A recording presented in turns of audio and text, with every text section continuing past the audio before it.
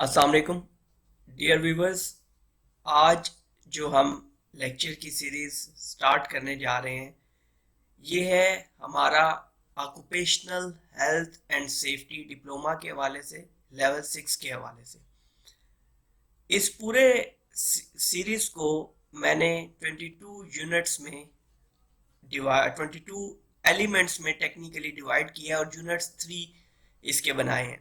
इसका मकसद ये था कि बहुत सारी क्वालिफिकेशंस ऐसी हैं लेवल 6 लेवल के ऊपर जिनका ना तो कोर्स मटेरियल अवेलेबल होता है और ना ही उसके ऊपर कोई प्रॉपर लेक्चर या गाइडेंस मौजूद होती है। ज़्यादातर अब जो लेवल 6 अवेलेबल हैं वो डिस्टेंस लर्निंग पे हो रहे हैं, जिसकी वजह से क्लासेस वगैरह बिल्कुल नहीं होती। इंडिविजुअल अपने तौर पर एफर्ट करके या किसी भी तरह से उस क्वालिफिकेशन को अचीव तो कर लेते हैं, लेकिन नॉलेज उस लेवल का ना होने की वजह से वो अपनी सर्टिफिकेशन को, अपनी क्वालिफिकेशन को डिफेंड नहीं कर सकते। इसलिए मैंने ये लेक्चर की सीरीज डेवलप की है और इसके अंदर सिनेरियो क्या है कि ये आपके 3 यूनिट्स हैं और उसके बाद एलिमेंट्स इन टोटल जो हैं वो 22 हैं। इसी तरह ये लेक्चर्स होंगे थोड़े से लेंथी, लेकिन हर लेक्चर के अंदर लेवल 6 जो है इस हद तक उसके ऊपर वर्किंग की जाएगी या उस हद तक आपको नॉलेज दिया जाएगा ताकि आप अपनी क्वालिफिकेशन को अच्छे तरीके से जो है वो गेन कर सकें। गेन करने के अलावा आप इस क्वालिफिकेशन में अच्छे तरीके से आपके पास नॉलेज मौजूद हो। अब ये जो क्वालिफिकेशन है या जो लेक्चर की सीरीज मैंने डेवलप की है ये आपको किसी भी तरह का लेवल 6 डिप्लोमा हो, चाहे वो नीबोश लेवल 6 हो, चाहे वो ब्रिटिश सेफ्टी काउंसिल का लेवल 6 हो, चाहे वो आपका ऑथम लेवल 6 है या क्वालिफी लेवल 6 है या आईडीएससी है, और इवन अगर ये लेवल 7 डिप्लोमा है ऑथम का या लेवल 7 डिप्लोमा है यूरोपियन सेफ्टी काउंसिल का, तो उन सब के लिए ये जो लेक्चर्स हैं, जो लेक्चर की सीरीज है, ये सब के लिए आपके लिए बेहतर होगी। तो लेक्चर जब भी आपने स्टार्ट करना है तो प्रॉपरली टाइम देख के आप इसको लेक्चर को स्टार्ट करें ताकि लेक्चर लेंथी होने की वजह से आपको किसी भी सूरत जो लेक्चर है वो बीच में ना छोड़ना पड़े, क्योंकि इस लेवल पे आके आप चीजों को छोड़ छोड़ के नहीं पढ़ सकते। आप तभी बेहतर नॉलेज गेन कर सकते हैं जब आप इसको ए टू जी सुनेंगे, इसको ए टू जी देखेंगे। शुरू करते हैं। आज का हमारा जो टॉपिक है ये यूनिट 1 एलिमेंट 1 का जो मेन आपका यूनिट है वो है health safety and environment policy के ऊपर बात करेगा।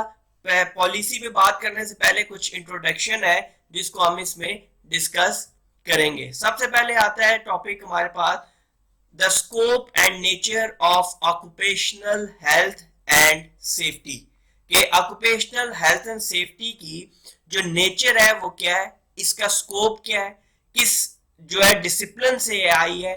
तो interdisciplinary nature of occupational safety and health, इसका मतलब ये है कि हेल्थ एंड सेफ्टी जो है वो कोई अलग से सब्जेक्ट नहीं है। ठीक है, क्या है कि ये मुख्तलिफ जो सब्जेक्ट्स हैं उनको मिलके एक सब्जेक्ट बना है, जबकि occupational health and safety has its roots in several disciplines. Occupational health and safety की बहुत सारे डिसिप्लिन्स में, बहुत सारे मज़ामीन में, बहुत सारे सब्जेक्ट्स में इसकी रूट्स हैं। मतलब ये हुआ कि बहुत सारे सब्जेक्ट्स मिलके उनका नॉलेज जो है वो ऑक्यूपेशनल हेल्थ एंड सेफ्टी का नॉलेज बनता है। जैसे engineering, toxicology, epidemiology, then medicine, sociology, psychology and economics, ये तमाम तरह डिसिप्लिन इसके अंदर मौजूद हैं। अब अगर आप इंजीनियरिंग की बात करें तो इंजीनियरिंग में मैकेनिकल हो, सिविल हो, पेट्रोलियम हो, हर तरह की इंजीनियरिंग इसके अंदर मौजूद है। तो इस तरह से आपकी ऑक्यूपेशनल हेल्थ एंड सेफ्टी जो है ये मल्टी डिसिप्लिन है अपनी नेचर के पॉइंट ऑफ व्यू से। OHS occupational health and safety deals with the interacting factors of। अब ये जो ऑक्यूपेशनल हेल्थ एंड सेफ्टी है ये डील कैसे करती है? बेसिकली ये इंटरेक्शन के नतीजे में सामने आती है। इंटरेक्शन किस चीज का? पीपल का, टेक्नोलॉजी का, the work environment and the organization of work activities. मतलब ऑक्यूपेशनल हेल्थ एंड सेफ्टी सिर्फ इंडिविजुअल या ह्यूमन रिसोर्स के ऊपर को डील नहीं करती है, बल्कि टेक्नोलॉजी को, वर्क इन्वायरमेंट क्या है जहां पे वर्कर कोई भी काम परफॉर्म कर रहे हैं, और ऑर्गेनाइजेशन में होने वाली तमाम तर एक्टिविटीज को डील करती है। Company needs to deal with these diverse factors using the best available tools from various disciplines and to organize a systematic and balanced effort. अब होता क्या है कि ऐसा बिल्कुल भी नहीं है कि कंपनीज अपने तौर पे सिर्फ हेल्थ एंड सेफ्टी को मैनेज करें, बल्कि वो मुख्तलिफ डिसिप्लिन से नॉलेज को, टूल्स को इसके अंदर इन्वॉल्व करती हैं और एक बेहतर efficient health and safety management system जो है वो डेवलप करने की कोशिश करती हैं। इसकी एक एग्जांपल ये है कि अब occupational health and safety management system जो है ये बेसिकली एक टूल के ऊपर रिलाई करता है, जिस टूल को हम PDCA बोलते हैं, प्लान डू चेक एक्ट। और आपको ज्यादातर को ये मालूम है कि PDCA साइकिल या टूल ये आपका occupational health and safety management system का अपना नहीं है, बल्कि ये tool TQM, total quality management का अपना टूल है। बाकी जितनी भी मैनेजमेंट है उनके अंदर इस टूल को एज अ गुड प्रैक्टिस जो है वो यूज किया जा रहा है। तो इस तरह ऑर्गेनाइजेशंस, कंपनीज जो है वो मुख्तलिफ फैक्टर्स को सामने रखते हुए मुख्तलिफ डिसिप्लिन से क्या करती हैं, नॉलेज को इन्वॉल्व करके इस सिस्टम के अंदर ला के इस सिस्टम को एफिशिएंट बनाने की कोशिश करती हैं। A public health model for occupational safety and health protection। अब आपकी ये जो अप्रोच है, हम मॉरल, लीगल जो रीजंस हैं, फाइनेंशियल रीजंस हैं, उनको भी डिस्कस करेंगे। लेकिन जब आप ब्रॉडर सेंस में जाते हैं, जब ऑर्गेनाइजेशंस जो है वो एज अ जो कंट्री लेवल पे या इंटरनेशनल लेवल पे काम कर रही होती हैं, तो वो डिफरेंट लेवल्स में हेल्थ एंड सेफ्टी प्रोटेक्शन की तरफ ध्यान देती हैं। A public health model for occupational safety and health protection. First level क्या है जी? Begins with surveillance. पहले लेवल पे सिर्फ सर्वेलेंस की जाती है, चीजों को देखा जाता है, चीजों की निगहदाश्त की जाती है कि किस तरह से सिस्टम के अंदर चीजें परफॉर्म हो रही हैं और उनका ऑक्यूपेशनल हेल्थ एंड सेफ्टी के ऊपर क्या असर है। Identify the hazards and their safety and health consequences. Health consequences बोलते हैं जी नंबर ऑफ आउटकम्स को, रिजल्ट्स को। मतलब एक से ज्यादा जब नताइज का मुतवक्के हो, एक से ज्यादा नताइज सामने आ सकते हैं, तो देन हम उसको कंसीक्वेंसेस का नाम देते हैं। एस्टैब्लिश प्रायोरिटी, ये बहुत इंपॉर्टेंट चीज है कि आपके पास जिस तरह के भी सर्वेलेंस में या आइडेंटिफिकेशन के दौरान हैजर्ड्स और रिस्क सामने आए हैं, तो आप उनको प्रायोरिटाइज लाजमी करेंगे। अदरवाइज क्या होगा कि अगर आप लो प्रायोरिटी के हैजर्ड्स को, रिस्क को डिस्कस करते रहे हैं, उनके ऊपर काबू पाने की कोशिश करते रहे हैं, तो माइट भी पॉसिबिलिटी आप उन सब पे तो काबू पा लें और एक ही बड़ा रिस्क या हैजर्ड, बड़ा एक्सीडेंट ले आए और तमाम तर एफर्ट्स जाया हो जाएंगी। इसलिए प्रायोरिटीज जो है वो आपने लाजमन सेट करनी है। अब establish priorities to apply our limited resources and develop intervention strategies. Next, national level statistics on occupational injuries and illness from various sources are available। देखें अब इसमें फर्स्ट लेवल है, तो इस लेवल पे क्या होगा कि नेशनल लेवल पे जो स्टैटिस्टिक्स हैं, जो शुमारियात हैं, जो आदाद शुमार हमारे पास आ गए ऑक्यूपेशनल इंजरीज और इलनेस पे, उन रिसोर्सेज को, वो जो रिसोर्सेज हमारे पास अवेलेबल हैं उनको हम सामने रखते हुए हम हेल्थ एंड सेफ्टी के ऊपर काम करें। Plant level exposure hazard and injury illness records can be examined periodically. ठीक है, उसके बाद क्या होगा कि प्लांट लेवल पे जो एक्सपोजर हुए, जो हैजर्ड्स हैं, जो इंजरीज हुई, जो इलनेस हुई, उनके रिकॉर्ड्स जो हैं, जिस तरह आपको पता है कि किसी भी ऑर्गेनाइजेशन को बाय रेगुलेशन ऑफ रिडोर, रिडोर RIDDOR, जो कि रेगुलेशंस पहली बार 1995 में आया और 2000 में अमेंडमेंट इसके अंदर हुई है, मॉडिफाइड फॉर्म में है। इस रिडोर से बनता है reporting of injuries, diseases and dangerous occurrences regulations 1995 और अब 2013 कहते हैं। इस रेगुलेशन के तहत आपने इंजरीज, डेंजरस अकरेंसेस, ये तमाम तर चीजें रिपोर्ट करनी है by this regulation. Next second level अब आ गया। फर्स्ट लेवल पे हमने उन चीजों को देखा, अब सेकंड लेवल पे हम किस तरह से ऑर्गेनाइजेशन में occupational health and safety model को देखते हैं। Define specific services and protection measures to prevent the occurrence of hazards and injuries, illness. दूसरे पे क्या करेंगे, हम स्पेसिफिक सर्विसेज देखेंगे, प्रोटेक्टिव मेजर्स क्या है, कंट्रोल मेजर्स क्या है कि हम हैजर्ड्स और इंजरी से बच कैसे सकते हैं। include services for quick and effective treatment if injury or illness should occur। इसी तरह हम उन सर्विसेज को इंक्लूड करेंगे जैसे आपके इमरजेंसी रिस्पांस प्लान होता है, फायर इमरजेंसी रिस्पांस प्लान होता है, फर्स्ट एड होती हैं। ये आपकी वो सर्विसेज हैं जो क्विक और इफेक्टिव ट्रीटमेंट देती हैं जब भी कहीं पे इंजरी या इलनेस आपकी होती है। Additional plant safety and health programs deal with, उसके अलावा जो ये सेकंड लेवल में ही होता है कि additional plant safety and health programs को वो वहां पर मरतब किया जाता है, वहां पर इंस्टॉल किया जाता है। कैसे? Employee safety and health training, employee की हेल्थ एंड सेफ्टी ट्रेनिंग होगी।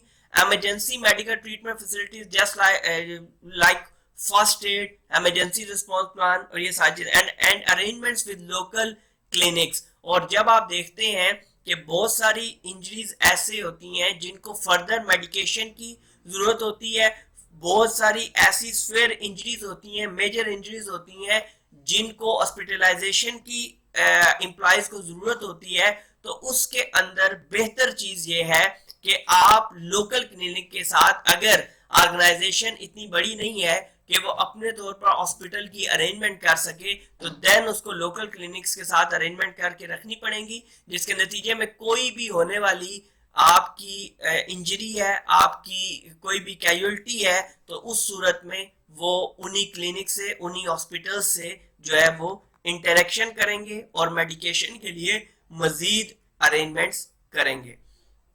फर्स्ट लेवल के बाद सेकंड लेवल देखा, सेकंड लेवल के बाद अब थर्ड लेवल पे क्या आता है। फर्स्ट लेवल पे देखिए हम चीजों को आइडेंटिफाई करते हैं, रिकॉर्ड्स को एग्जामिन करते हैं। सेकंड लेवल पे उन्हीं रिकॉर्ड्स को एग्जामिन करते हुए, उन्हीं को सामने रखते हुए हम कंट्रोल मेजर्स की तरफ जाते हैं, हम प्रोटेक्शन रिजीम्स की तरफ जाते हैं, प्रोटेक्शन मेजर्स की तरफ जाते हैं। और थर्ड लेवल पे क्या है, need to heighten the awareness of the professionals in the workplace. उसके बाद थर्ड लेवल पे हम वर्क प्लेस पे मौजूद प्रोफेशनल्स की अवेयरनेस को हाईलाइट, मतलब इसके ऊपर क्या है कि हमने उनके अंदर, प्रोफेशनल्स के अंदर जो अवेयरनेस है किसकी, ऑक्यूपेशनल हेल्थ एंड सेफ्टी की, उसको बढ़ाना है, उसको बढ़ावा देना है, ताकि वो चीजों को सिर्फ खौफ से नहीं बल्कि एक नॉलेज को सामने रखते हुए, एक चीज के इम्पैक्ट को सामने रखते हुए वो लोग उसको गेन करें, उस नॉलेज को,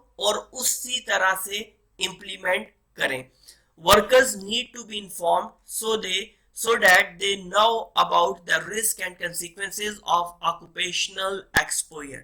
वर्कर्स को लाजमी इन्फॉर्म करना चाहिए, ठीक है जी, कि क्या किस तरह के रिस्क मौजूद है वर्क प्लेस में और उनके नताइज क्या निकल सकते हैं, उनके आउटकम्स क्या आ सकते हैं ये। और वर्कर्स को कम्युनिकेट करने के लिए, उससे कंसल्टेशन करने के लिए, उसको इन्फॉर्म करने के लिए आर्टिकल नंबर 12 और आर्टिकल नंबर 20 R164 जो है वो अवेलेबल है, जो कि एक एम्प्लॉयर को पाबंद करता है कि वो कोई भी चेंज कोई भी डेवलपमेंट जो है वो वर्कर की कंसल्टेशन अगर हर वर्कर से पॉसिबल नहीं है, थ्रू वर्कर रिप्रेजेंटेटिव जो है वो कंसल्टेशन करें, वो कम्युनिकेट करें चीजों को, ताकि वर्कर किसी भी स्टेज पे ये ना कह सके कि ये काम या ये जो टेक्निक है, ये जो प्रैक्टिस है, ये मुझे सिखाई नहीं गई या मुझे बतलाई नहीं गई। Managers and employees have the necessary information in an easily understandable and useful form. अब मैनेजर्स और एम्प्लॉय के पास जो इंफॉर्मेशन है इजीली अंडरस्टैंडेबल ये होता है कि बहुत सारी ऑर्गेनाइजेशंस में ज्यादातर आपको पता है कि जो लो लेवल पे काम कर रहे होते हैं, जो सबसे आपके बॉटम लेवल के ऊपर ऑर्गेनाइजेशन में एम्प्लॉयज मौजूद होते हैं, तो उनको मेजर प्रॉब्लम लैंग्वेज बैरियर का आता है। ठीक है, तो उससे निपटने के लिए हर एम्प्लॉय को, हर मैनेजर को उसकी जो कंफर्टेबल लैंग्वेज है, जो कंफर्टेबल सोर्स में वो समझ सकता है, उस तरह से जो मीन्स है, जो कम्युनिकेशन मीन्स है, वो उसके लिए कंफर्टेबल हो, उसके लिए इजी टू अंडरस्टैंड हो, तो उन मीन्स के जरिए उस तक तमाम तरह इंफॉर्मेशन को पहुंचाया जाए, कम्युनिकेट किया जाए। Knowledgeable and trained professionals are also needed to provide proper advice. Understood है कि जब तक आपके पास क्वालिफाइड, ट्रेंड और नॉलेजेबल, हम सिंपली अगर इसको कह दें कि कॉम्पिटेंट प्रोफेशनल्स कह दें तो ज्यादा बेहतर होगा, क्योंकि कॉम्पिटेंट हम उसे बोलते हैं जिसके अंदर चार चीजें हैं, KATE, KATE, knowledge, ability, training and experience. तो यहाँ पर हमारे कहने का मकसद ये है कि प्रॉपर एडवाइस के लिए हमारे पास कॉम्पिटेंट प्रोफेशनल्स होने चाहिए। अगर कॉम्पिटेंट प्रोफेशनल्स ही ट्रेनिंग लैक कर रहे हैं या नॉलेज लैक कर रहे हैं या क्वालिफाइड नहीं है या एबिलिटी लैक कर रहे हैं, तो हम कभी भी occupational health and safety management system proper develop नहीं कर पाएंगे। नेक्स्ट ही हमारे पास आता है फोर्थ लेवल। अब फोर्थ लेवल में क्या चीज है कि कौन सी चीज हमारे सामने आती है? ये फोर्थ लेवल, इस जो हमारा लेवल है इस occupational health and safety model के अंदर, उसका लास्ट लेवल है। पहले लेवल में आइडेंटिफाई चीजें हुई, दूसरे में उनके ऊपर कंट्रोल मेजर, सर्विलेंस वगैरह और कंट्रोल मेजर हुए, दूसरे में कंट्रोल मेजर्स की तरफ गए, तीसरे के अंदर हमने देखा कि जो जो चीजें हमने इकदामात किए, जो एक्शंस, जो मेजर लिए, वो कम्युनिकेट भी होनी चाहिए, और उसके अलावा जो हाई लेवल पे प्रोफेशनल या टॉप मैनेजमेंट जो प्रोफेशनल मौजूद हैं, दे शुड बी कॉम्पिटेंट। अब हम लास्ट लेवल, फोर्थ लेवल की तरफ आते हैं। The reduction of risk by having known adverse agents of injury or illness controlled or removed, and improvement in health and safety status of the workforce. Fourth level पे क्या होता है कि जब आपने ग्रेजुअली लेवल 1 से लेवल 3 तक implement की हैं, बहुत सारी चीजें इंप्लीमेंट की हैं, बहुत सारी चीजें इस्टेब्लिश की हैं, तो फोर्थ लेवल पे हमें नजर आएगा, क्या चीज नजर आएगी? Reduction of risk, reduction of hazards, क्योंकि अब हमने कंट्रोल मेजर्स अप्लाई कर दी हैं। अब कंट्रोल मेजर्स उसके अंदर अप्लाई हो चुके हैं, और सिस्टम के अंदर, किस सिस्टम के अंदर? Occupational health and safety management system जो वर्क प्लेस के अंदर, जो ऑर्गेनाइजेशन के अंदर इंप्लीमेंट है, उसके अंदर हमें वाज़ेह इंप्रूवमेंट नजर आएगी। नेक्स्ट ही, अब इतनी सारी चीजें हैं, लेवल 4 स्टेज तक जाने के लिए हमें ऑक्यूपेशनल हेल्थ एंड सेफ्टी को बहुत बेहतर तरीके से इंप्लीमेंट करना पड़ता है। उस इंप्लीमेंटेशन के दौरान हमें डिफरेंट बैरियर्स का, डिफरेंट जो है आपकी मुख्तलिफ रुकावटों का, तकलीफों का सामना करना पड़ सकता है। Barriers to good standards of health and safety की अगर हम बात करें, तो इसके मेनली जो है barriers to good standard of health and safety में मेनली जो हमारे पास प्रॉब्लम है वो क्या है कि तीन ही मेजर जो आपके बैरियर्स हैं वो तीन ही हैं। बेशक वो आप लेवल 1 से लेके लेवल 7 तक की क्वालिफिकेशन तक आ जाएं, वो तीन ही बैरियर हैं जो हमारे पास है। एक कंप्लेक्सिटी, दूसरा competing and conflicting demands, number 3 behavioural issues. इनको हम डिटेल में जरा अब डिस्कस करते हैं कि कंप्लेक्सिटी क्या है। The health and safety profession has broad boundaries, is challenging and has a range of specialist areas. Understood है कि ये जो हेल्थ एंड सेफ्टी प्रोफेशन है इसकी कोई बाउंड्रीज नहीं है। बाउंड्रीज कैसे नहीं है कि फॉर एग्जांपल आप ये नहीं कह सकते कि हमारा मैनेजमेंट सिस्टम बहुत ज्यादा इस्टेब्लिश हो गया है और अब कोई एक्सीडेंट नहीं होता। माइट भी पॉसिबिलिटी है ये कहने के अगले रोज ही वर्क प्लेस पे एक्सीडेंट हो जाए। तो इस सूरत में, और उसके अलावा हर टाइम पे चैलेंजिंग है, किसी भी टाइम पे आप रिलैक्स नहीं हो सकते।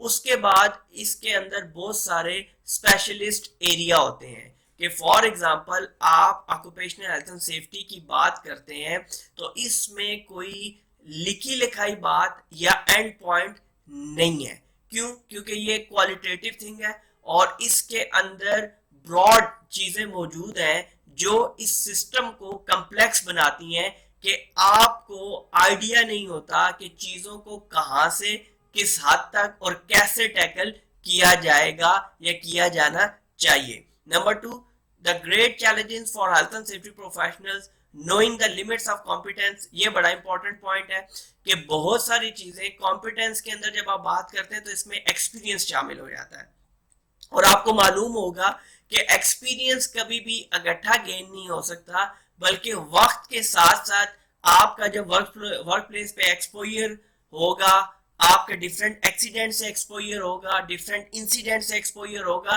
देन किसी भी प्रोफेशनल की जो कॉम्पिटेंस है हेल्थ एंड सेफ्टी के अंदर वो बिल्ड अप होगी। And when to seek expert support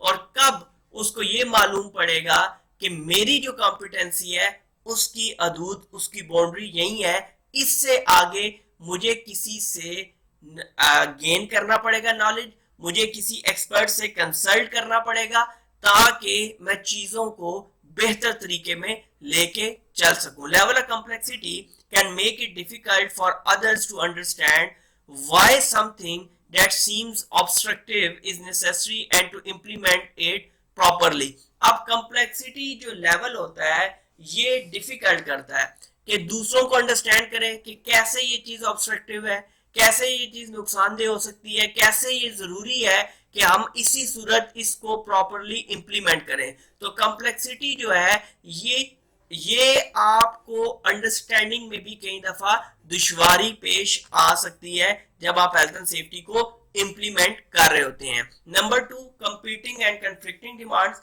अब competing and conflicting demands occupational health and safety management system के अंदर क्या क्या हो सकती हैं। Health and safety is subject to the same challenges that other disciplines face. Production poses a number of challenges. अब क्या होगा कि ऑर्गेनाइजेशन के अंदर फोकस ये किया जा रहा है कि प्रोडक्शन बेहतर हो, तो प्रोडक्शन ऑन टाइम हो, तो उससे क्या होगा, shortcuts, bypassing safety measures, releasing employees for training, releasing safety representative to fulfil their duties. अब होता क्या है कि प्रोडक्शन के दौरान सेफ्टी वाला बाईपास करेगा, आपका वर्कर जो है बाईपास करेगा, शॉर्टकट लेगा ताकि वो काम को जल्दी से कर सके। एम्प्लॉय ट्रेनिंग के लिए जाना चाहेंगे, फिर सेफ्टी रिप्रेजेंटेटिव को अपनी इन सेफ्टी के अलावा दूसरी ड्यूटीज भी परफॉर्म करनी है। उसके बाद health and safety improvement programmes has a capital cost that competes with other functions for the finite resources. अब होता क्या है कि हेल्थ एंड सेफ्टी के अंदर इंप्रूवमेंट के लिए जब डिफरेंट प्रोग्राम्स की जरूरत होती है तो ऑर्गेनाइजेशन के जहन में सबसे ज्यादा जो चीज आ रही होती है वो आता है उसका cost factor. Organization business point of view से ये देखती है कि जितने पैसे हम इस सेफ्टी प्रोग्राम पे लगाएंगे, अगर हम किसी और टेंजेबल प्रोडक्ट के ऊपर, टेंजेबल चीज के ऊपर अगर हम लगाते हैं तो हमें उसका आउटपुट, उसका रिजल्ट ज्यादा बेहतर आएगा। Then modern health and safety professionals have competing demands including environmental and quality management and time. अब जो फिर प्रोफेशनल्स होंगे उनको क्या प्रॉब्लम आता है, एनवायरमेंटल इश्यूज है, क्वालिटी मैनेजमेंट का मसला है, क्योंकि उन्होंने उन्हीं लोगों में रह के उनसे काम भी परफॉर्म करना है, उसकी क्वालिटी को भी बेहतर करना है। नेक्स्ट टाइम फैक्टर, और टाइम फैक्टर बहुत बड़ा फैक्टर होता है कि आपने एक गिवन टाइम में हेल्थ एंड सेफ्टी को सामने रखते हुए क्वालिटी की प्रोडक्शन या सर्विस देनी है, तो ये एक टफ आस्क होती है जिसमें बहुत सारी कंपनीज जो है फिर कि जिस चीज की कुर्बानी देती हैं, जिस चीज को छोड़ देती हैं, जिस चीज को आसानी से जाने देती हैं, वो आपकी हेल्थ एंड सेफ्टी है।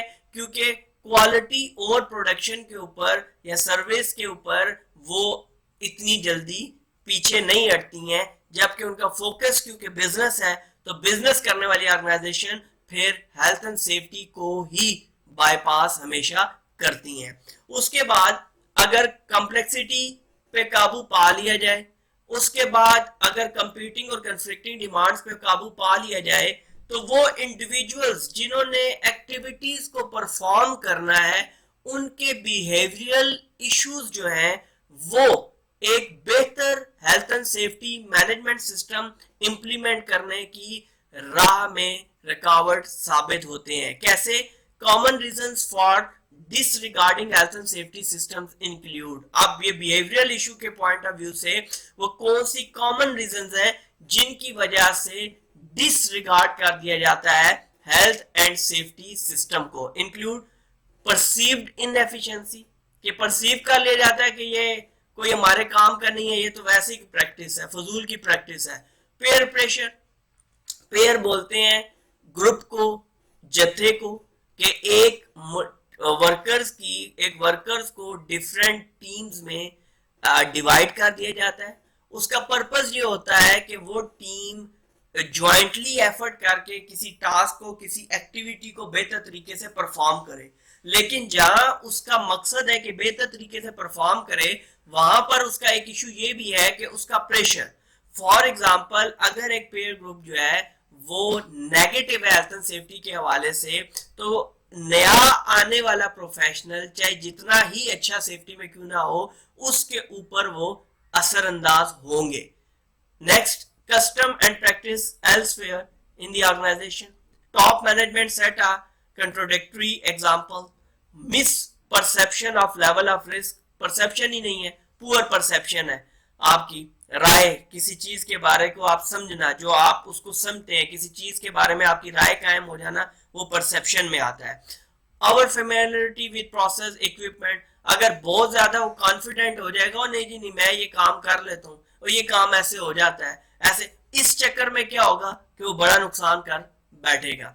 Lack of training, then lack of supervision and reinforcement, ये ट्रेनिंग का फुकदान होगा तो भी बिहेवियरल इशू आएंगे। सुपरविजन नहीं होगी या उनको कुछ जोर दे के, उन्हें दुबा के, उन्हें कुछ जोर जबरदस्ती नहीं की जाएगी। आप जोर जबरदस्ती से ज्यादा कहें कि अगर उनसे पूछा नहीं जाएगा, उनसे उनके बात पुरस नहीं होगी, तो ऐसे क्या होगा कि ये चीजें लैक होंगी। वर्कर जो है वो कभी भी हेल्थ एंड सेफ्टी को इंपॉर्टेंस नहीं देगा, और जो इसकी बनती है, तो ऐसी सूरत में वर्क प्लेस का जो हेल्थ एंड सेफ्टी स्ट्रक्चर है, वो आपका ऑर्गेनाइजेशन का जो मैनेजमेंट सिस्टम है बेसिकली, वो वीक होगा, वो पुअर होगा, और उसकी इफेक्टिवनेस जो है वो कम हो जाएगी।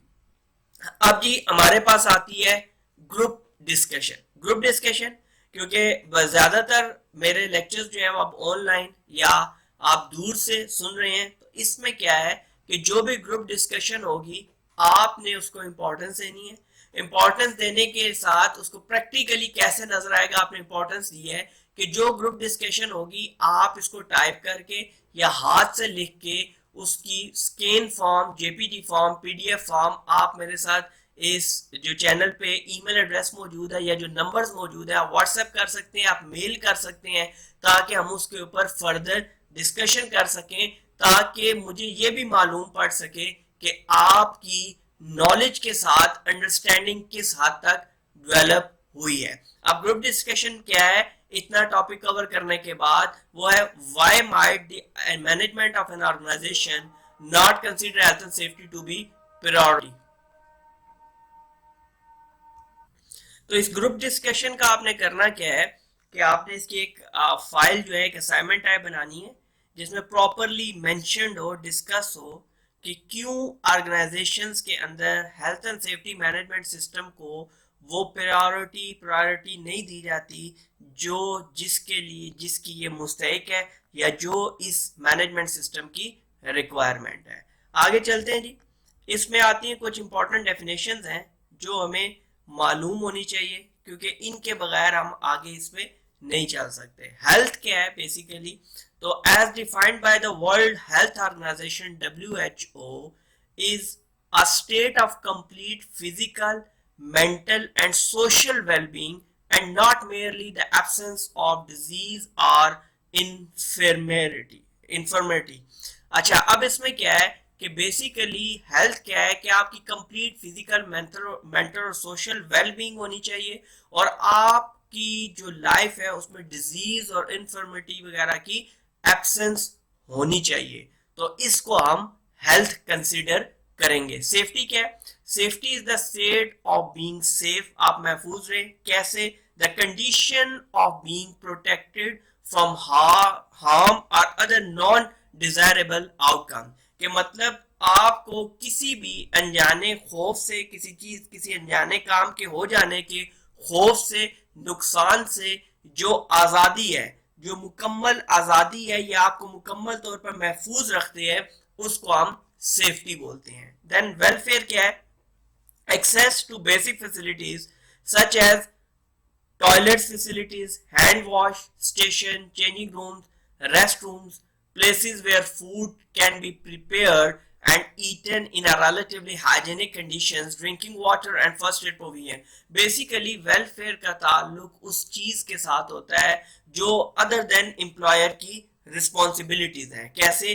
कि फॉर एग्जाम्पल जब भी आप कोई जॉब गेन करते हैं तो उस जॉब में आपकी जेडीज तो होती हैं, आपकी जॉब डिस्क्रिप्शन, आपकी रिस्पॉन्सिबिलिटीज होती हैं, और उसके जवाब में ऑर्गेनाइजेशन आपको क्या पे कर रही है, क्या फैसिलिटी दे रही है, वो तो होता है। लेकिन कभी आप नहीं देखेंगे कि किसी एग्रीमेंट के अंदर आपके ये बात लिखी हुई हो कि पीने का साफ पानी दिया जाएगा या वॉशिंग फैसिलिटीज दी जाएंगी। तो basically things other than responsibilities provided by the employer, वो बेसिकली आपकी वेलफेयर में कंसीडर होंगी।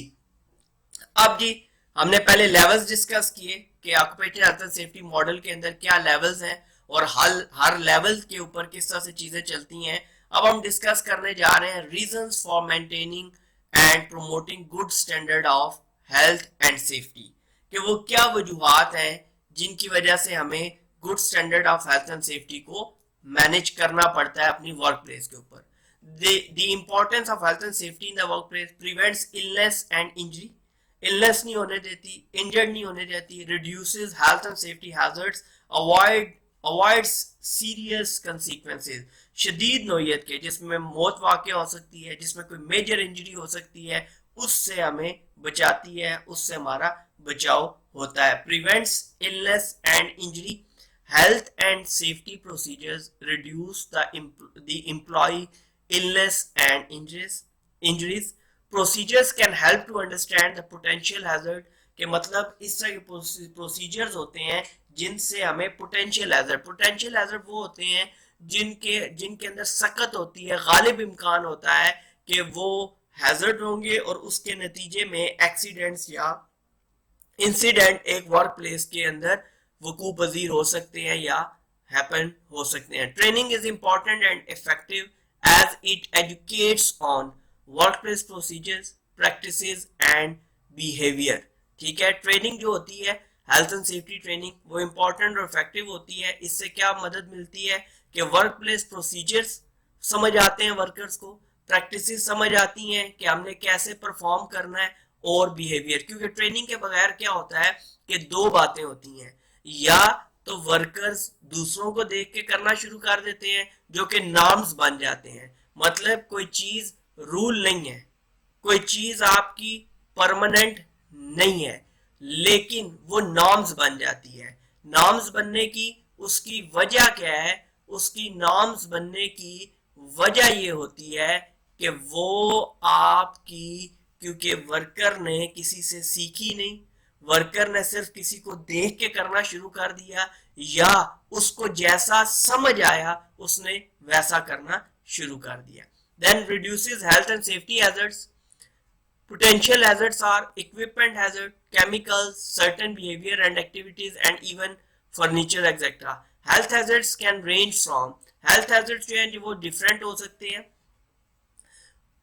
Contamination of food due to unsafe handling or preparation practices to an infectious disease outbreak, मतलब आपकी फूड हैंडलिंग प्रॉपर नहीं है तो उसकी सूरत में आपकी हेल्थ डिजीज हो सकती है। इसके अलावा हेल्थ हैजर्ड में ये आपका कैंसर वगैरह ये चीजें हो सकती हैं, आपको ये कैंसर वगैरह इनहेलिंग प्रॉब्लम्स की वजह से, आपके एस्बेस्टॉस की वजह से, इस तरह। Avoid serious consequences. Serious consequence क्या है, मतलब किसी भी एक्सीडेंट या इंसिडेंट्स के नतीजे में जो चीजें सामने आ सकती हैं। If your work environment is not safe for employees, then अगर आपका वर्क एनवायरनमेंट सेफ नहीं है आपके एम्प्लॉइज के लिए, तो देन क्या होगा, you may receive a fine और हैव योर बिजनेस टेम्पररी और परमानेंटली शट डाउन। वो आके हायर अथॉरिटीज उसको बंद करवा देंगी। रेगुलेटरी अथॉरिटी जो है, violating or not have safety and health procedures in place can cause a loss of money, workers, clients, productivity आया, vendors आया, respect and potentially entire business भी जा सकता है। Reasons for good health and safety standards, 3 reasons हैं जी जो हम level 1, 2, 3 में डिस्कस करते आए हैं और आज हम इनको थोड़ी सी डिटेल में डिस्कस करेंगे। Moral, financial reasons and legal reasons. Moral financial reasons को इकोनॉमिक या बिजनेस रीजंस भी बोलते हैं और लीगल रीजंस को हम सोशल रीजंस भी बोलते हैं। मॉरल रीजंस क्या है, diseases or injuries cost society upwards of 14 billion pound every year. अब ये क्या है कि याद रखिएगा, हेल्थ एंड सेफ्टी में मुख्तलिफ कंट्रीज के, मुख्तलिफ ऑर्गेनाइजेशंस के स्टैट्स डिफरेंट हो सकते हैं, इसलिए किसी भी सूरत हम उन स्टैट्स को लेके उनको पक्का पक्का याद नहीं करेंगे, बल्कि हेल्थ एंड सेफ्टी के अंदर स्टैट्स बताने का, स्टैट्स दिखाने का जो पर्पस है वो ये है कि वर्कर जो है वो बेहतर तरीके से चीजों को समझे, चीजों को देखे और मॉरली उन्हें पता चले कि हेल्थ एंड सेफ्टी ना मैनेज करने का नुकसान कितना ज्यादा है। Overall an employer must provide safe place to work, safe working methods, risk management and developing safe working procedures. Financial reasons क्या है, the cost versus the consequence, कि आपको कॉस्ट क्या पड़ेगी और consequence क्या है। मतलब ये है कि आप अगर ये सोच रहे हैं कि हेल्थ एंड सेफ्टी के ऊपर हमें कुछ पे करना पड़ेगा, तो याद रखें कि आप ये देख लीजिए कि अगर आप पे नहीं करते हैं तो उसके नतायज कितने बड़े निकलेंगे और वो आपसे कितना पे करवाएंगे। Some investment responsibilities include training courses, newer and better working equipment or machines, or by simply information, instruction and supervision. A financial consequence, a small accident can result in lost time to the business, lost productivity and profit. Investigation time can take people away. अब जाहिर बात है जब investigation होगी तो उसमें अगर high level की इन्वेस्टिगेशन है तो वहां पे की टॉप मैनेजमेंट पर्सनल इन्वॉल्व होंगे, तो उसकी वजह से बाकी बिजनेस जो है वो डिस्टर्ब होगा। People may need to be train to replace the injured person, others may have to increase their workload. Legal reason, to follow statute law, the acts and regulations derived by parliament. Legal reasons वो होती हैं जो किसी भी international law, किसी भी organisational law या किसी भी कंट्री के लॉ के मुताबिक सामने आती हैं। अगर आप लीगल रीजंस की बात करें तो बेसिकली 3 तरह का लॉ है जो हमारे ऊपर इंप्लीमेंट होता है। एक इंटरनेशनल लॉ जिसका ILO वगैरह, फिर हमारा लोकल या नेशनल लॉ जो हमारी गवर्नमेंट वगैरह की तरफ से आती है, देन लास्ट में हमारा आता है ऑर्गेनाइजेशनल लॉ जो हर ऑर्गेनाइजेशन ने अपने तौर पर डेवलप किया होता है, अपने तौर पर इस्टेब्लिश किया हुआ होता है। Employer is legally responsible for welfare, health and safety in the workplace so far is reasonably practicable. reasonably practicable क्या है कि जो चीजें वाकयातन हो सकती हैं, एक एम्प्लॉयर से भी हम वो चीजें डिमांड नहीं कर सकते कि जो चीजें प्रैक्टिकली पॉसिबल नहीं है। The business case for health and safety, workplace injuries cost, direct cost, indirect cost और then we have insured cost और अनइंश्योर्ड cost. अब direct cost क्या है? These direct costs can be broken down into the following categories. अब direct cost वो होती हैं जो डायरेक्टली वर्क प्लेस के ऊपर एक्सीडेंट जैसे होता है तो उसके नतीजे में सामने आती हैं, जैसे मेडिकल कॉस्ट है, इंडेमनिटी पेमेंट्स हैं, फिर इंटरमिनिटी पेमेंट्स वगैरह जो भी आप उसको नेगोशिएशन वगैरह में देंगे। देन प्रोग्राम कॉस्ट है कि उसकी वजह से जब आपका प्रोग्राम है वो सफर हुआ तो उस सूरत में भी आपको कॉस्ट हैंडल करने में। मेडिकल कॉस्ट में क्या आता है, hospital, physicians, pharmacy, physical therapy, ये मुख्तलिफ तरह की cost medical cost. Indemnity payments क्या है, डिसेबिलिटी कंपनसेशन, क्योंकि वर्कर खड़ा हो जाएगा कि मैं तुम्हारा काम करते हुए इस वर्क प्लेस में इंजर्ड हुआ हूँ, इस वर्क प्लेस में मुतासिर हुआ हूँ, तो तुम्हारी जिम्मेदारी बनती है कि तुम इस सूरत में अब मुझे कंपनसेट भी करो। Dependent benefits, death benefits, settlements, legal expenses, वो जो कोर्ट कचहरी, क्योंकि देखें लीगल एक्सपेंसेस कैसे होते हैं कि जब वर्क प्लेस पे दो तरह के प्रॉब्लम, एक तो रेगुलेटरी अथॉरिटी मतलब जो रियासत का कानून है वो हरकत में आता है और आपको क्रिमिनल कोर्ट्स का सामना करना पड़ता है। फिर कंपनसेशन पे आउट्स के लिए इंटरनली जो वर्कर्स होते हैं वो आपके अगेंस्ट हो जाते हैं और वो आपके अगेंस्ट सिविल कोर्ट्स में चले जाते हैं, तो लीगल एक्सपेंसेस इस तरह बढ़ जाते हैं। देन इन्वेस्टिगेशन में टाइम, पैसा, हर चीज का नुकसान। प्रोग्राम कॉस्ट, एक्सेस प्रीमियम, मतलब क्या है कि जो आपकी इन्वेस्टमेंट, जो आपकी इंश्योरेंस प्रीमियम्स हैं वो बढ़ जाते हैं।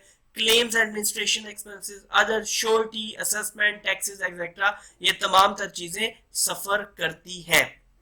वो थी डायरेक्ट कॉस्ट। अब हम डिस्कस करने लगे हैं indirect cost, emotional cost, injury cost. अब इनडायरेक्ट कॉस्ट के अंदर दो तरह की कॉस्ट आती है, एक इमोशनल कॉस्ट है जो लोगों के बिहेवियर पे आती है और एक इंजरी कॉस्ट है जो आपके सामने। इमोशनल कॉस्ट क्या है, emotional toll that perceived safety risk can have on employees. Employees want to work at a place of business safe, well managed and where management cares about their safety. मतलब worker वहां पे आपका जो है ना अब इमोशनल है, मतलब ये है कि अब वो कंफर्टेबल नहीं है, एट ईज पे नहीं है। अब उसके अंदर ये फीलिंग आ चुकी है कि मेरी ऑर्गेनाइजेशन के अंदर एक्सीडेंट्स हो रहे हैं जिसके नतीजे में अब मुझे मेंटली प्रिपेयर रहना पड़ेगा, क्योंकि मेरे साथ काम करने वाले बहुत सारे जो एम्प्लॉयज हैं उन्होंने सफर किया, उनको बहुत ज्यादा प्रॉब्लम आई है इसमें। आगे आता है जी, employers can set priority by creating programmes recognizing employees for working safely and maintaining a positive message of safety.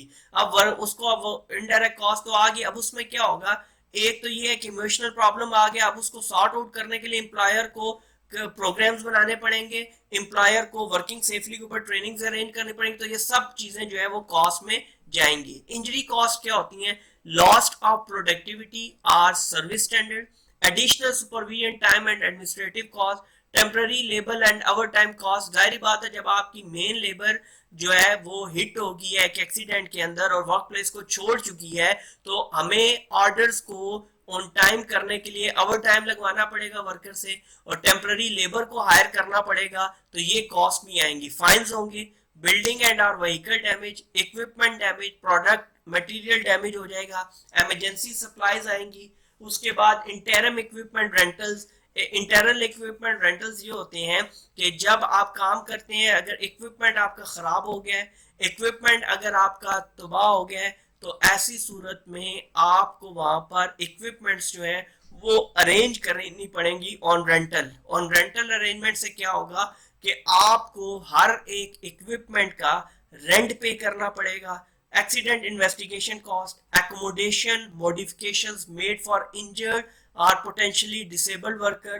फिर आपको क्या करना पड़ता है, बहुत सारी ऐसी ऑर्गेनाइजेशंस होती हैं जो अपने वर्कर्स को छोड़ती नहीं है बल्कि उनके लिए मॉडिफिकेशंस करती हैं सिस्टम के अंदर ऐसी कि उनके डिसेबल वर्कर, उनके इंजर्ड वर्कर्स भी वहां पर अपना किरदार अदा कर सकें, अपना काम जो है वो परफॉर्म कर सकें। Recruiting, hiring and training replacement worker, फिर सारी बात है वर्कर चले गए हैं या इंजर्ड हो गए या डेथ हो गई है तो उसकी जगह पे नई हायरिंग करनी पड़ेगी। हायरिंग के बाद उन लोगों को ट्रेनिंग रिप्लेसमेंट वर्कर ट्रेनिंग देनी पड़ेगी, तो इस सारे अमल में एक कॉस्ट इन्वॉल्व होती है, एक टाइम इन्वॉल्व होता है। Loss of business and goodwill, ये बड़ा इशू होता है कि जैसे जैसे बात फैलती जाएगी तो बिजनेस को लॉस आएगा और आपकी जो गुडविल है वो डिस्टर्ब होगी। नेक्स्ट हमारे पास आ गया insured cost.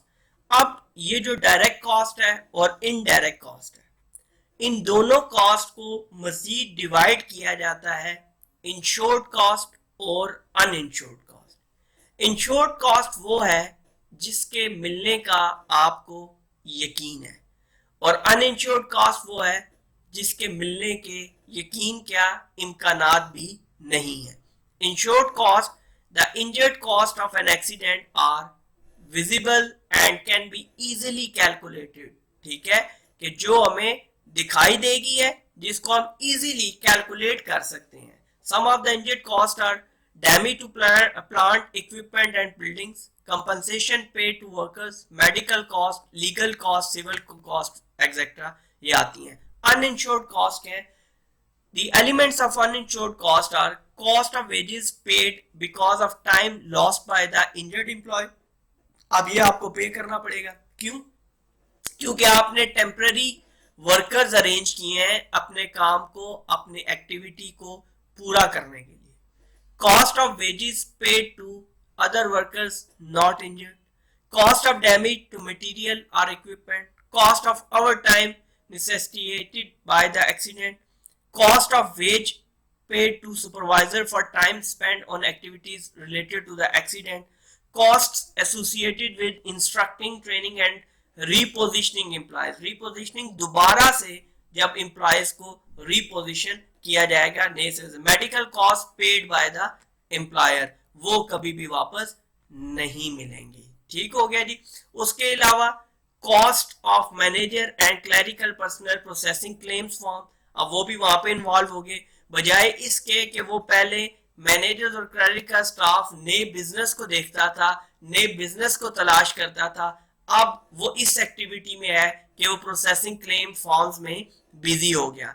Wages due to decrease productivity after the injured employees return to work, अब क्या हुआ कि प्रोडक्टिविटी तो कम हुई, वे अब आपने नया टेम्पररी वर्कर भी रखा, उसको भी पे किया, इंजर्ड एम्प्लॉय वापस आ गया काम पे, अब आपको उसको भी पे करना पड़ेगा। मिसलेनियस में क्या आता है? मिसलेनियस में आता है हमारे पास reduced competitive position caused by delays in delivery. अब क्या होगा कि कॉम्पिटिटिव पोजीशन जो है वो आपकी कम हो जाएगी। लोग कहेंगे यार इनके तो ऑर्डर्स ही लेट होते हैं, अब इनके साथ मजीद क्या बिजनेस किया जाए। Increased operating cost and unfavourable publicity, अब ऑपरेटिंग कॉस्ट भी बढ़ेगी, अनफेवरेबल पब्लिसिटी जो होगी है कि आप नहीं चाहते थे, जो आपके हाथ में नहीं है, आपके मुखालिफ ऑर्गेनाइजेशन के मुखालिफ जो है एक पब्लिसिटी, एक लोगों का जो है वो स्टार्ट हो जाएगा, एक जो पुअर फेम है वो आपका मार्केट में आ जाएगा। Revert time on spoiled products, cost of recalling defective products, अब जो डिफेक्टिव प्रोडक्ट्स हैं उनको वापस लाने के लिए वो भी cost. Increase cost of insurance, civil penalties, fines, legal fees and time involvement for safety violations, इन तमाम चीज़ों के लिए जो आपको पेनल्टीज पड़ेंगी उनके ऊपर ना तो इंश्योरेंस क्लेम होती है, ना ही वो पेनल्टीज किसी और ने पे करनी है। वो पेनल्टीज एक ऑर्गेनाइजेशन ने अपने आप को आगे लेके जाने के लिए वो उसको करना पड़ेगी। नेक्स्ट, अब हमारे पास आ गया health safety and environment policy, HSE policy, कि health and safety environment policy क्या है।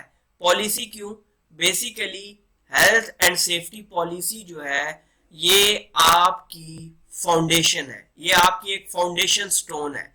पूरे occupational health and safety management system के अंदर, या पूरे occupational health and safety management system की जो फाउंडेशन स्टोन है, जो बुनियाद है, वो आपकी ये occupational health and safety policy है। NOHS पॉलिसी हमारी एक occupational health and safety policy क्या होगी? A method of स्टेटिंग how employers, employees, contractors and visitors are expected to behave when they are on company property or performing company related activities। मतलब कि एक organisation के अंदर एक मेथड ऑफ स्टेटिंग है कि कैसे कि एम्प्लॉयर, ये मतलब एक तहरीरी चीज है कि जो बताती है कि एम्प्लॉयर्स, एम्प्लॉइज, कंट्रैक्टर और विजिटर कैसे काम करेंगे, कैसे बिहेव करेंगे जब कंपनी की प्रॉपर्टी के ऊपर या कंपनी से रिलेटेड कोई एक्टिविटी को परफॉर्म कर रहे होंगे.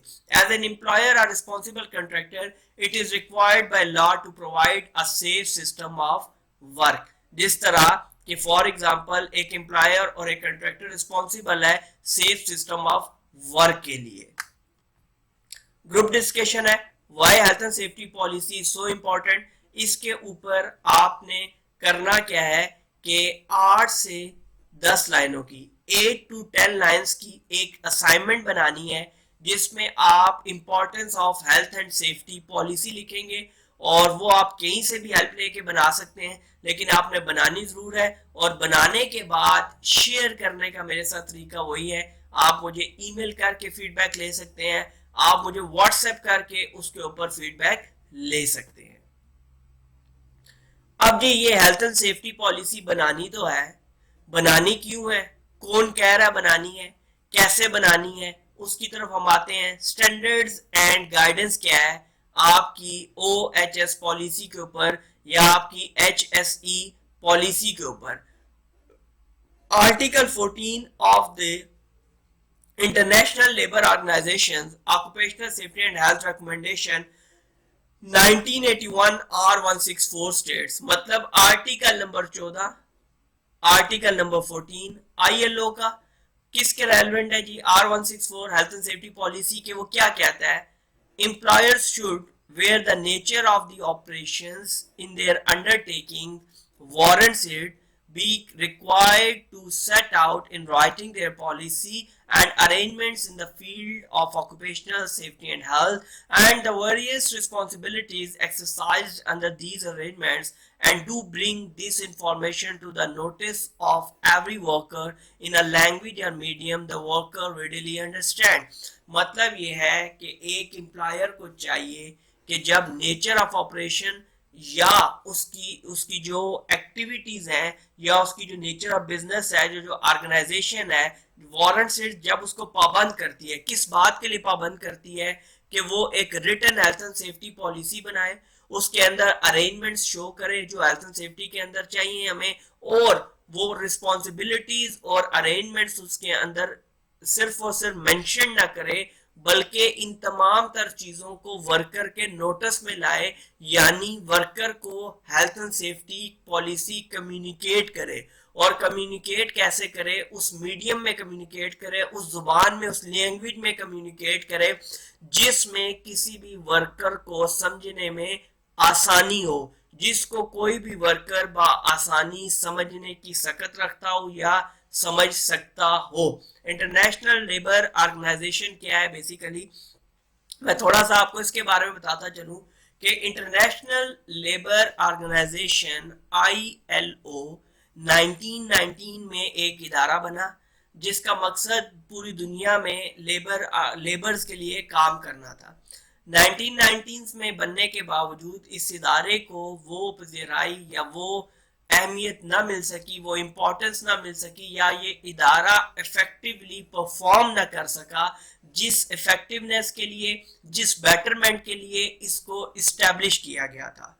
तो हुआ कुछ यूं कि 1945 में जब यूनाइटेड नेशंस को इस्टेब्लिश किया गया तो उसके बाद ILO को 1945 में UN का सब ऑर्डिनेट इदारा बना दिया गया.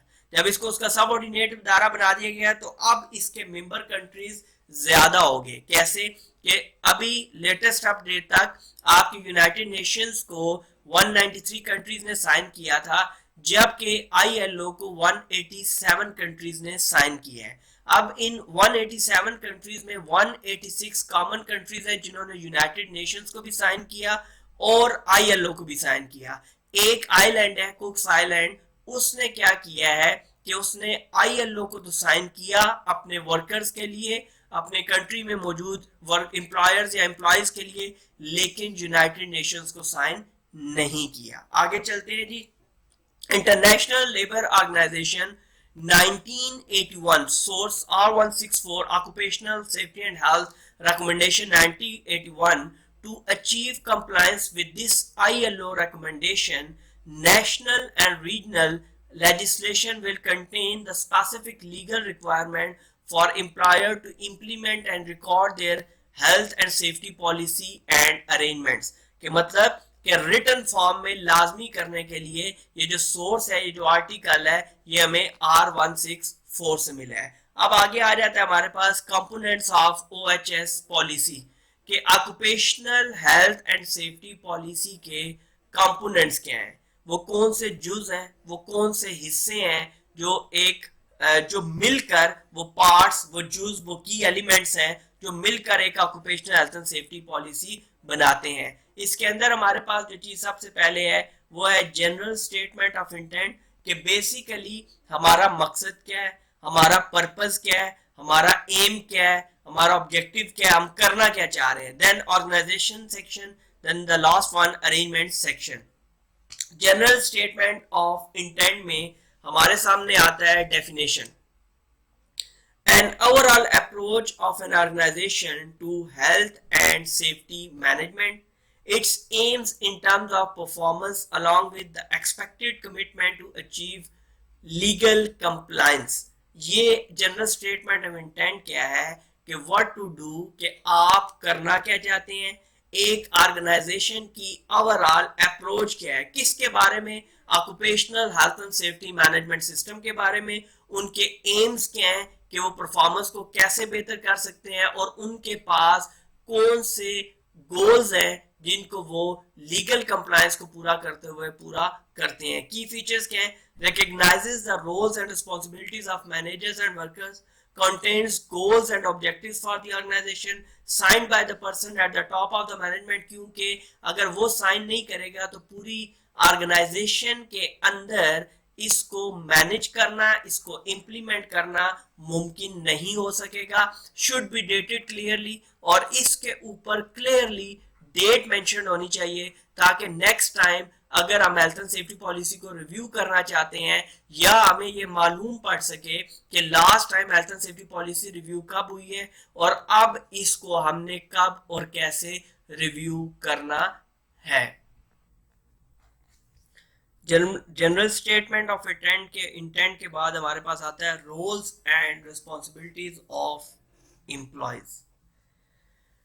अब roles and responsibilities of employees की हम बात करें तो वो किस तरह से है कि आपके पास आ जाती हैं ये चीज़ें कि आपने ऑर्गेनाइजेशन सेक्शन के अंदर किस तरह से, अब ये ऑर्गेनाइजेशन सेक्शन आ गया, इसमें roles and responsibilities of employees में आता है preserve and protect the health and safety of themselves and all other people. कि एम्प्लॉयज की रिस्पॉन्सिबिलिटी क्या है कि वो प्रोटेक्ट करें, प्रिजर्व करें हेल्थ एंड सेफ्टी अपनी भी और अपने से रिलेटेड दूसरे लोगों की भी। Cooperate with the nominated safety officer, accept their duties under the policy, under this policy, cooperate with management, continuous awareness of safety requirement। General aims क्या होंगे, ठीक है, किसी भी ऑर्गेनाइजेशन के अंदर जनरल एम्स क्या हैं। General aims recognized by the general statement of intent, meeting legal requirements, provision of safe workplace, safe equipment and safe system of work, provision of instructions, information, training and supervision, risk assessment of all relevant workplace activities, performance monitoring, provision of adequate होता है कमाओ को, जैसे जिस तरह के resources required है, such as expert advice, तो वो फिर expert ही दे रहा हो, effective communication and consultation with workers, quantifiable objectives and target. वैसे तो आपकी हेल्थ एंड जो सेफ्टी है ये आपकी क्वालिटेटिव थिंग है, लेकिन क्वांटिफाइबल किस सेंस में हो सकती है कि जब आप पास्ट रिकॉर्ड्स को सामने रखते हुए रीएक्टिव मॉनिटरिंग करते हुए सामने रखेंगे तो बहुत सारी चीजें आपके सामने आएंगी। Quantifiable objective set by the general statement of intent, accident rates to achieve a reduction in the accident or ill health rate, active monitoring to complete successfully a number of active monitoring activities such as delivery of training to all workers, completion of key activities such as risk assessment, successful completion of 90% of all safety inspections, development of a consultation process to engage the workforce। Next, health and safety objectives always focus. ये किस पे focus करते हैं? Who is going to set objective. ये बड़ा important है कि जो आपके ऑब्जेक्टिव सेट कर रहा है वो आपका कॉम्पिटेंट पर्सन है भी या कि नहीं। How objectives will be set at each functional level, और हर फंक्शनल लेवल पे ऑब्जेक्टिव्स को कैसे सेट किया जाएगा। Legal and other requirements, hazards and risk, technological option, financial, operational and business requirement, views of interested parties के जिन जिन लोगों के उसके अंदर शेयर्स है, ऐसी चीजें वो कैसे। ऑर्गेनाइजेशन सेक्शन में क्या होगा? पहला हमने डिस्कस किया जनरल स्टेटमेंट ऑफ इंटेंट, और वो डिटेल में डिस्कस करने का मकसद ये था कि आपको मालूम पड़ सके कि एक पॉलिसी के अंदर जनरल स्टेटमेंट ऑफ इंटेंट के सेक्शन के अंदर, पार्ट के अंदर आपने किस तरह से चीजों को बताना है या चीजों को लेके चलना है। ऑर्गेनाइजेशनल सेक्शन में क्या है? Refers to the health and safety roles and responsibilities of employers and employees, duties are assigned keeping in view the hierarchy. Hierarchy क्या होती है? Organizational structure. जो ऑर्गेनाइजेशनल स्ट्रक्चर आपने अक्सर देखा होगा जिसमें सबसे ऊपर आपका एमडी होता है, सीईओ होता है या जीएम होता है। ये पहले जो 1990s में ऑर्गेनाइजेशन स्ट्रक्चर में, इससे पहले सीईओ, एमडी और जीएम तीनों हुआ करते थे, लेकिन उसके बाद के ऑर्गेनाइजेशनल स्ट्रक्चर में अब ऐसा नहीं है। बल्कि अब क्या है कि अब आपके ऑर्गेनाइजेशनल सेक्शन के अंदर, स्ट्रक्चर के अंदर होता क्या है कि होता कुछ इस तरह से है कि या ऊपर सीईओ होगा या एमडी होगा या जीएम होंगे। द सीईओ और MD ultimately responsible and accountable. Understood है? क्योंकि हेल्थ एंड सेफ्टी में याद रखिएगा, जब भी किसी को रिस्पॉन्सिबिलिटी असाइन की जाएगी तो ऑटोमेटिकली वो अकाउंटेबल हो जाएगा। जबकि आम क्या होता है कि आपकी रिस्पॉन्सिबिलिटी ये है कि आपने कोई काम परफॉर्म करना है, बस आपसे पूछा नहीं जाएगा, आप अकाउंटेबल नहीं है। लेकिन अकाउंटेबल फिर अलग से ये होता है जिसपे आपको पूछा जाए। लेकिन हेल्थ एंड सेफ्टी में जिसको भी रिस्पॉन्सिबिलिटी मिलती है तो वहां पर responsibility leads to accountability. Management at all levels responsible for ensuring that safety measures are in place. All employees responsible for performing their duties safely. Competent persons have operational duties. Expert practitioners provide advice to employer and employees to how to perform a task or activity safely. अब arrangement section आ गया। Deals with general as well as specific arrangement। दो तरह के arrangements हैं, एक general और एक specific arrangement होती है। Addresses systems and procedure used to manage health and safety. तो पहले हम देखते हैं कि general occupational health and safety arrangements कौन कौन सी हैं। General occupational health and safety arrangements are carrying out risk assessment, के रिस्क असेसमेंट परफॉर्म की जाए, identifying and supplying occupational health and safety information, instruction and training. Number 2, accident and near miss reporting, recording and investigation. जैसा कि मैंने पहले बताया, RIDDOR, reporting of injuries, diseases, dangerous circumstances regulations 1994 95 and amended in 2013।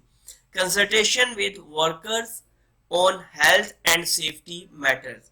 उसके बाद worker से consultation health and safety matters के ऊपर। developing safe system of work and permit to work systems to control hazards, welfare and first aid provision, housekeeping, fire safety and prevention and emergency procedures. Communication of health and safety matters including hazards and control measure, ये सब की सब आपकी general arrangements आती हैं। Compliance monitoring, compliance क्या होता है कि जब आपको कोई बात, कोई काम, ये कंप्लायंस कंफॉर्मेंस, कंफर्मिटी क्या होता है कि जब आपको कोई काम किसी स्टैंडर्ड या लॉ के मुताबिक आपको असाइन किया जाए और वो काम आपने परफॉर्म करना है तो वो कंप्लायंस। जब आप उस काम को उस स्टैंडर्ड, उस लॉ के मुताबिक परफॉर्म करते हैं तो वो कंप्लायंस है, वो कंफर्मिटी है, वो कंफॉर्मेंस है। अगर आप उस लॉ और या स्टैंडर्ड को फॉलो नहीं करते, उस काम को उस तरह से फॉलो नहीं करते, लॉ को, स्टैंडर्ड को, तो वो नॉन कंफर्मिटी है, वो नॉन कंप्लायंस है, या उसको हम नॉन कंफॉर्मेंस बोलेंगे। compliance monitoring including auditing of systems but also measuring workplace parameter, example noise, to assess the effectiveness of the arrangement, specific OHS arrangements are, specific occupational health and safety arrangement क्या है? Lone working, noise exposure control, vibration exposure control. मतलब कि आपने general arrangement क्या है कि आपने risk assessment perform करनी है। स्पेसिफिक क्या है कि वो रिस्क असेसमेंट नॉइज की है, वो वाइब्रेशन की है, वो टॉक्सिक मटेरियल की है, किस तरह से है। तो specific occupational health and safety arrangements क्या है? Lawn working, noise exposure control, vibration exposure control, control of exposure to toxic materials, control of crowds, control of transport risk, specific health surveillance requirement and waste disposal। ये आपकी। उसके बाद जी आपकी एक बहुत ज्यादा इंपॉर्टेंट चीज है, वो ये है कि आपको एक health and safety policy in 3 sections के साथ आपने एक बार बना दी, स्टैब्लिश कर दी, और मैनेजमेंट सिस्टम की इफेक्टिवनेस के लिए और आर्टिकल नंबर 14 ILO की कंप्लायंस के मुताबिक परफॉर्म करने के बाद आपको हेल्थ एंड सेफ्टी पॉलिसी को अक्सर रिव्यू करना पड़ जाता है। तो reviewing health and safety policy में circumstances that might require a review of policy, वो कौन से circumstances होंगे कि जिनमें हमें हेल्थ एंड सेफ्टी पॉलिसी को रिव्यू करना पड़ सकता है। Number 1, technological changes, technology change होगी, मसलन इंट्रोडक्शन ऑफ न्यू प्लांट और प्रोसेसेस, नया प्लांट या प्रोसेस आ गया है। ऑर्गेनाइजेशनल चेंजेस हो गई हैं, changes to key personnel such as CEO और MD, की पर्सनल में आपका CEO या MD चेंज हो गया है। Changes to management structure of the organization, आपकी मैनेजमेंट स्ट्रक्चर जो ऑर्गेनाइजेशन का उसमें चेंजेस आ गई है। लीगल चेंजेस हो गई हैं, इंट्रोडक्शन टू न्यू लेजिस्लेशन आ गई है, नई लेजिस्लेशन आपकी आ गई है। तब चेंजेस इन वर्क अरेंजमेंट्स, काम करने की जो अरेंजमेंट्स की गई हैं उनके अंदर अगर कोई चेंजेस आ चुकी हैं। वेयर एन ऑडिट, इन्वेस्टिगेशन और risk assessment suggest that the policy is no longer effective, मतलब कोई ऑडिट परफॉर्म हुआ, चाहे वो इंटरनल था चाहे वो एक्सटर्नल था, या कोई इन्वेस्टिगेशन हुई किसी इंसिडेंट के नतीजे में, या किसी रिस्क असेसमेंट करने के बाद पता ये चला, मालूम ये पड़ा कि ये जो पॉलिसी अभी हम इस्तेमाल कर रहे हैं ये अब इस काबिल नहीं रही है कि मजीद इसको हम लेके चल सकें। When requested by a third party such as insurance company, following enforcement action, following consultation with workforce, a change of buildings, workplace or work site, कि अगर आपकी workplace या work site है वो change हो गई है, after a certain amount of time has passed since the last review, या ऐसा हो सकता है कि आपके रिव्यू के बाद आपके एक सर्टन टाइम गुजर चुके हैं और उसके बाद आपने हेल्थ एंड सेफ्टी को लाजमन रिव्यू करना है। Role of the health and safety policy in decision making, ये बहुत ज्यादा अहम है।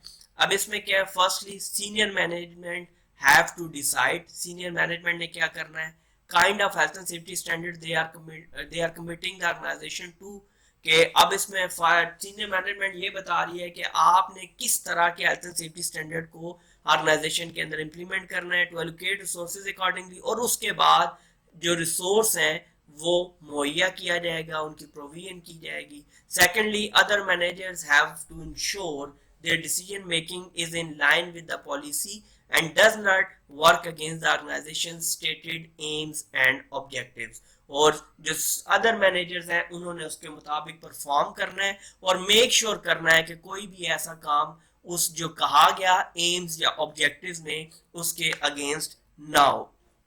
ये जी हमारा जो यूनिट 1 है, एलिमेंट 1 है, health and introduction to health and safety and health and safety policy, ये पूरा टॉपिक हमने कवर कर लिया है। और इस टॉपिक को सामने रखते हुए एक एंड ऑफ सेक्शन असेसमेंट है, एक असाइनमेंट है जो आपने लाजमन करके मेरे साथ शेयर करनी है। और इसमें कुछ 4 क्वेश्चन है, 4 क्वेश्चन है। What are the main barriers to occupational health and safety, फिर उसके बाद what are the main reasons for, main barrier में वो 3 है, उनके ऊपर आपने डिटेल लिखनी है। What are the main reasons for maintaining and promoting good standard of occupational health and safety, enlist name of the basic direct and indirect cost of an accident to an organization, and the last one, what is the role of health and safety policy in decision making। ये 4 आपके questions हैं जिनकी आप एक assignment बनाएंगे। Assignment बनाने के बाद मेरे साथ शेयर करेंगे। मैं फिर बताता चलूं कि किसी भी लेवल का किसी भी आप ऑर्गेनाइजेशन का लेवल 6 कर रहे हैं ऑक्यूपेशनल हेल्थ एंड सेफ्टी में या लेवल 7 कर रहे हैं ऑक्यूपेशनल हेल्थ एंड सेफ्टी में, जैसा कि OTHM level 6, BSc level 6, NEBOSH level 6, IDSC level 6, Qualifi level 6 या यूरोपियन सेफ्टी काउंसिल लेवल 6 और 7, तो किसी का भी लेवल या 6 और 7 कर रहे हैं तो क्योंकि ये जितनी भी ऑर्गेनाइजेशन हैं इनमें मोस्टली के पास अपना सिलेबस सिर्फ आउटलाइन की शक्ल में है, सिर्फ वो कंटेंट की शक्ल में है, तो इंफॉर्मेशन के लिए नहीं है, तो उसके लिए ज़रूरी है कि वो तमाम तर कैंडिडेट्स जो हैं वो इन लेक्चर से फ़ायदा उठा सकते हैं। मैं पहले बता चुका हूँ ये 22 लेक्चर्स होंगे और ये उसका पहला लेक्चर था, और इंशाल्लाह बहुत जल्द इसके दूसरे लेक्चर में आपसे मुलाकात होगी। तब तक के लिए अल्लाह हाफिज।